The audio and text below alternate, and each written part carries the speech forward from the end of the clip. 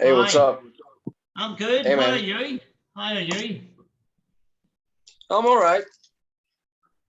Have you fully recovered? Yeah, I'm still coughing a lot, but it's a lot better than it used to be. Yeah.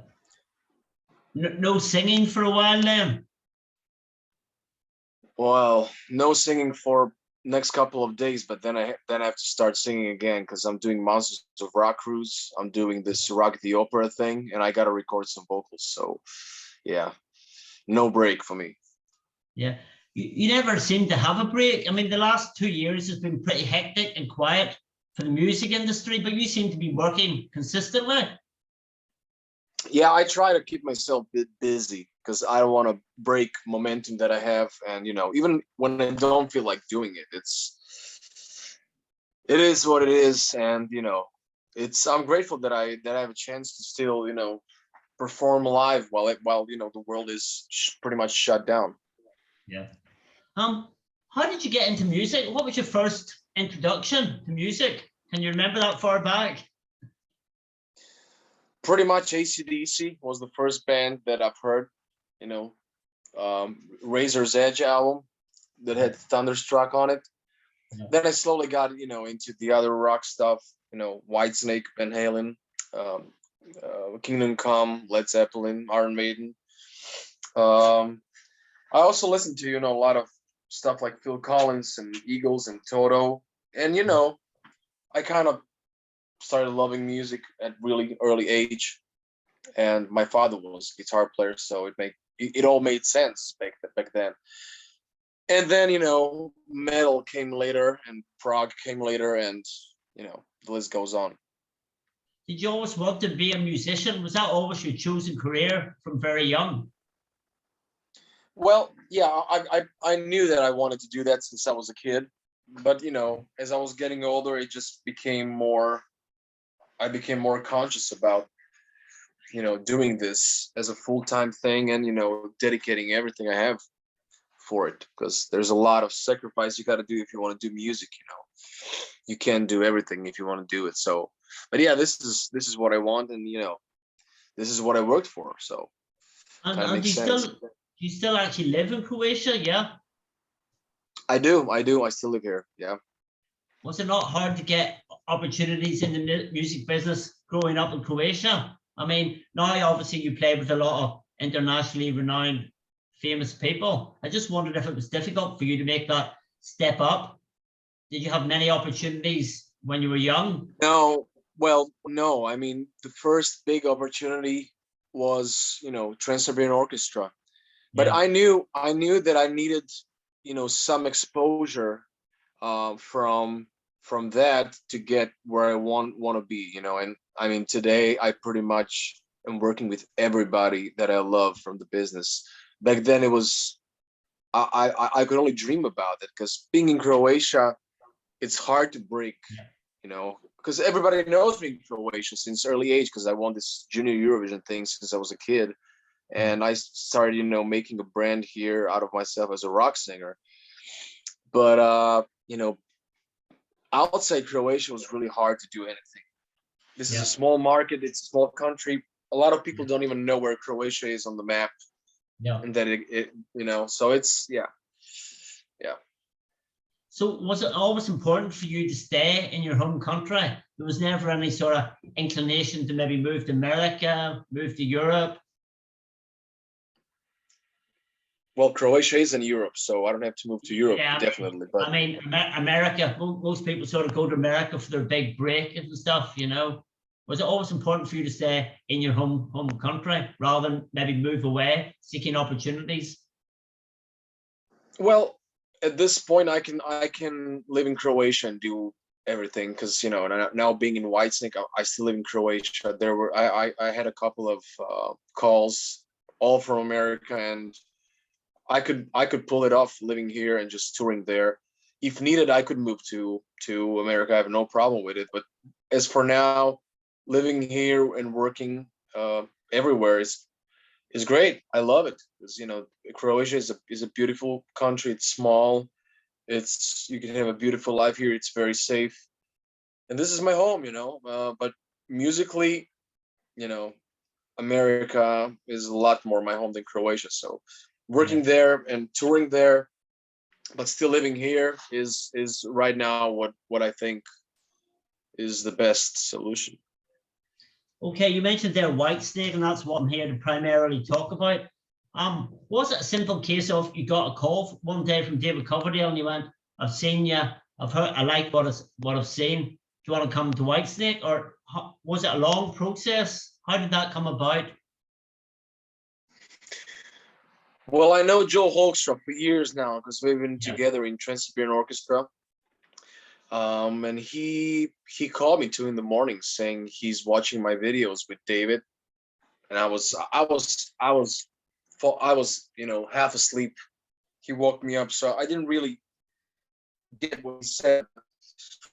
He pretty much told me that David loves my singing. He loves the stuff he heard, the melodies that I wrote. He loves that I can play instruments, and that he would want me to be the seventh, magnificent um, member for the farewell tour. And he called me the day later saying he would love me to be a part of his baby band.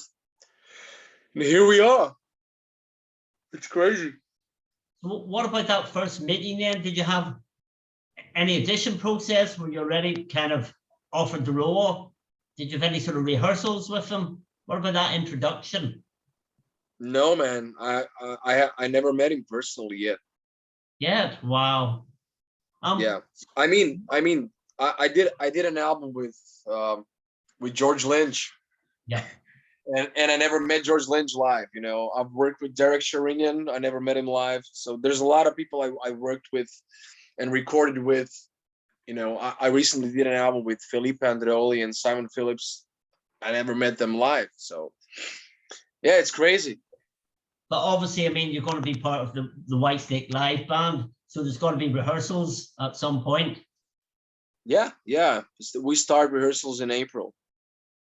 What about your actual role in the band? Are you going to be primarily another vocalist? Are you going to be playing keyboards? A mix of both? What was going to be your actual role playing live? Well, I'll be mainly playing keyboards. Yeah. Everything else, that's what I've been told. I've been told to learn the songs, and so yeah. There's a lot of people, of course, since I'm primarily a singer. There's a lot of people, saying, "Oh, he's gonna take over" and stuff like that. No, David is gonna still sing, and I wouldn't want to take over somebody else's band. I'm just happy to be a part of, a band that I grew up listening to. So to me, that's more than enough. Because they have a keyboard player. Michel Lupi, is he still part of the band, or is it going to be two keyboardists? How's it going to work? It's gonna be like more symmetrical, like two guitar players, two keyboard players. I'll be on.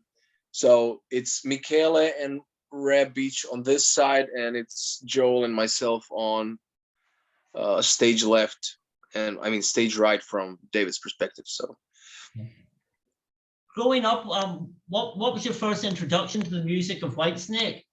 Would it be the more commercial Whitesnake 87 album, or did you get into the band even before that 87 album?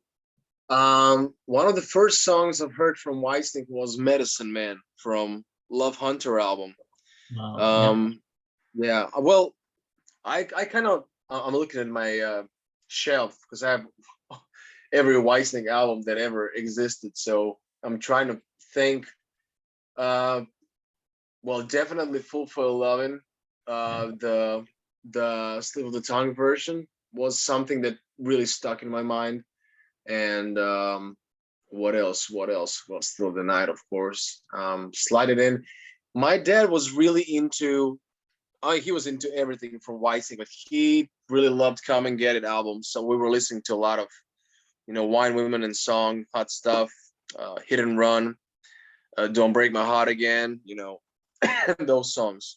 So yeah, pretty much every Whitesnake era, even Restless Heart was a lot playing in my car. So yeah, I was aware of every Whitesnake era. And any particular songs? I mean, if you had input into the set list, what would be your kind of songs that you would look forward to playing mostly? Any particular Oh man, favorites? So many. honestly, Slip of the Tongue would be my first choice. I think that song is revolution. It's so different from everything that Whitesnake ever did. It's more heavy, it's more progressive, it's more like new, it's so unexpected. And I think they played it on Donington live. So I Yeah. would pick that one.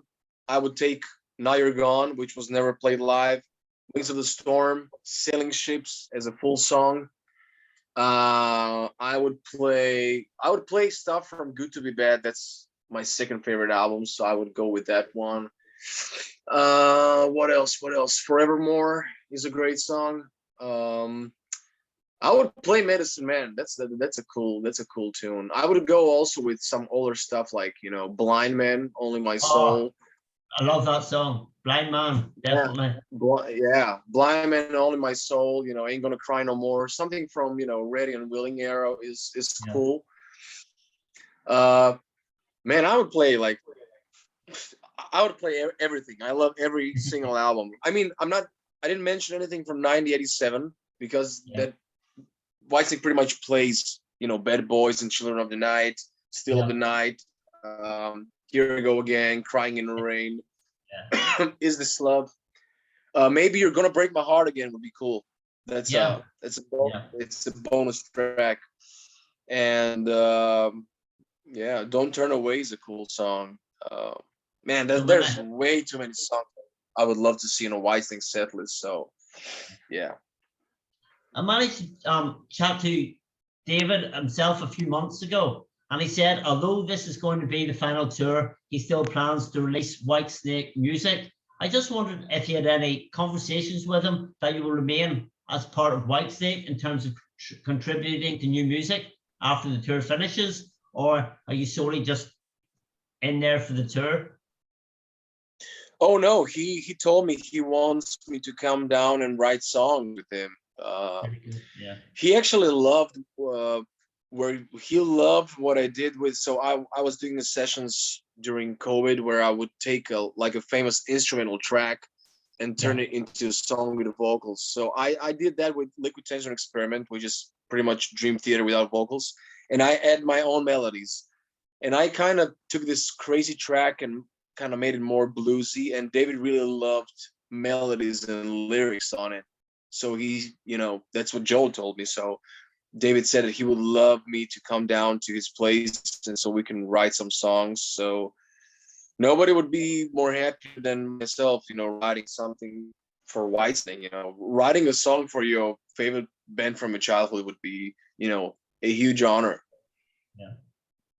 You indicated there that you've worked with many other internationally famous artists. Is there anybody still there that you haven't worked with that you'd maybe like to? Anybody on your personal bucket list that you would like to create music with? Oh yeah, Nuno Bettencourt, definitely. Yeah. I think he's amazing, and I think we could do something cool, something very heavy and funky. Um, well, I've been talking a lot to Doug Aldrich, and we talked about working something together, but it never happened. But I kind of consider that I've already worked with him just because I know him, so I never Yeah. mentioned him. But yeah, he would be also on my bucket list for sure. But I've like during Corona, I pretty much worked with I worked with Portnoy, Virgil Donati, and Simon Phillips. So to me, as far as drummers, I've worked with Mike Mangini, I've worked with Blas Elias, with Will Hunt. I pretty much gathered all my favorite drummers in one place. So Yeah. yeah, it's crazy. It all happened in 1.5 years. So it's insane. I'm really grateful that for all the stuff that happened. Yeah. Do you have any interests or hobbies outside of music? I mean, you seem to be always playing music with somebody. I just wondered if you have any time to pursue any other interests. I love playing ping pong, table tennis, but it's, I cannot really dedicate to that. But, when the weather is not, as cold as it is right now, I'm playing pretty much 2 or 3 hours a day of table tennis. That's my second big love. But I mean, I've been in music since I was 5 years old. You can't really see my room, but it's pretty much, guitars, bass, CDs. Then you have one keyboard, you have a keyboard here, you have third and fourth keyboard here, fifth keyboard here, so music is really what I invested in completely. So I can't really, see myself doing anything else because I pretty much gave everything for music right now. Can you separate the playing keyboards, the singing, or do they go together? Which came first? Oh, singing, yeah. I started singing in 1997. I started playing keyboards in 2001. So I consider myself a front man, but when it comes to, ballads and stuff, I love laying down, sitting behind a piano and, I have like a couple of personas in myself when I perform. There's a blues guy, there's a rock guy, there's a metal guy. So yeah, there's a lot I want to do. Yeah. I'll just finish up. I don't want to keep you because I appreciate you indicated to me you do get tired, obviously with your illness recently. I just want to finish on one. I'm sure you've done many interviews, but if you had to sit down with a personal hero or inspiration, who would you like to interview? Maybe not even a musician. Oh, Roger Federer.